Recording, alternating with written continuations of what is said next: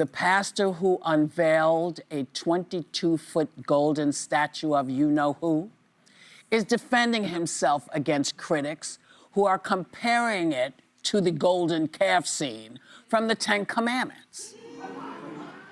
Take a look. People talk about the golden calf. Well, is this the golden Trump?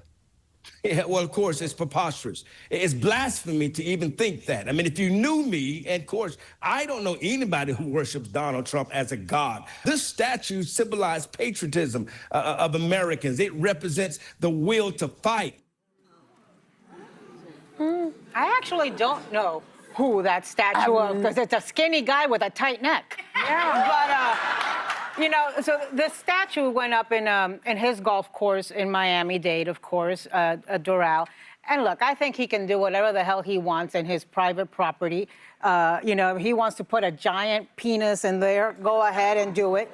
The problem here is, again, the conflict of interest is getting paid by some crypto donors and industry that has benefited tremendous from the deregulation or lack thereof of this administration. It's also a little weird and, again, tone deaf at a time when Americans are going through so much. And then, you know, it gives, like, wannabe dictator, small dictator energy. You're talking about small like Kim Jong-un in North Korea does this. Saddam Hussein in Iraq, there were statues over him.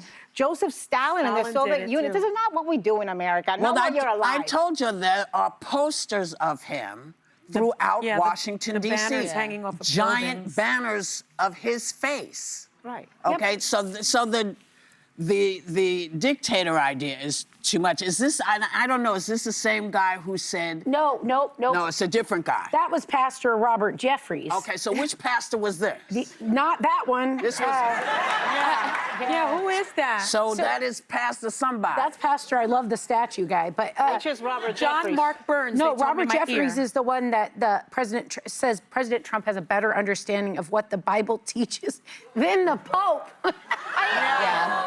I mean, I think that... What is happening? They must be getting something out of it. Are they getting some? Because that's a real tacky statue. I mean, we know he's very tacky, but he's got a gold toilet and everything, so he's just a tacky dude.